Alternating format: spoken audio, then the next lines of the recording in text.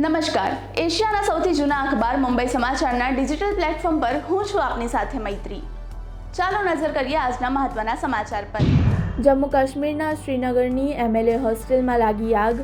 Fire વિભાગે ઘટના સ્થળે પહોંચીને આગ ઉપર કાબૂ મેળવવા પ્રયાસ હાથ ધર્યા। મહારાષ્ટ્રના મુખ્યપ્રધાન દેવેન્દ્ર ફડણવીસે કુર્લા અકસ્માતમાં મૃતકોના પરિવારને 5 લાખ રૂપિયાના વળતરની જાહેરાત કરી।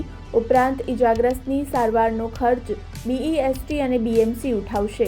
ઉત્તર પ્રદેશના હાથરસમાં કુરિયર કન્ટેનરનો પિકઅપ સાથે થયો અકસ્માત, જેમાં 3 મહિલાઓ, 3 પુરુષો અને 1 બાળક સહિત 7 લોકોએ જીવ ગુમાવ્યા। અમદાવાદમાં ટ્રાફિક પોલીસ એઆઈ કેમેરાથી સજ્જ। ટ્રાફિક પોલીસ 32 એઆઈ કેમેરાથી ટ્રાફિક નિયમોના પાલન પર નજર રાખશે। અંબાજી ખાતે રાજ્યના શિક્ષણ મંત્રી કુબેર ડિંડોરે પોન્જી સ્કીમ અંગે આપ્યું મોટું નિવેદન। તેમણે કહ્યું, જે શિક્ષકો બીઝેડ જેવી છેતરામણી સ્કીમમાં જોડાયા હશે તેમની તપાસ હાથ ધરવામાં આવશે। બાકરોલ ખાતે આવેલા શ્યામ ઇન્ડસ્ટ્રીયલ પાર્કના પ્લોટ નંબર 434માં જય અંબે ટ્રેડિંગ કંપનીના વેરહાઉસમાં લાગી આગ। આગ બુઝાવવા માટે ફાયર વિભાગની 3 ગાડીઓ કાર્યરત।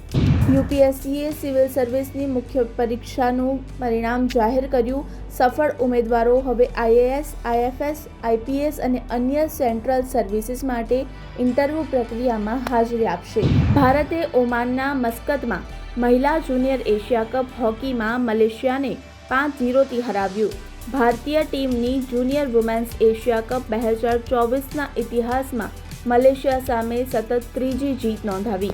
આવા જ ઇન્ફોર્મેટિવ વિડીયોઝ માટે આપ જોડાયેલા રહો મુંબઈ સમાચારના ડિજિટલ પ્લેટફોર્મ સાથે।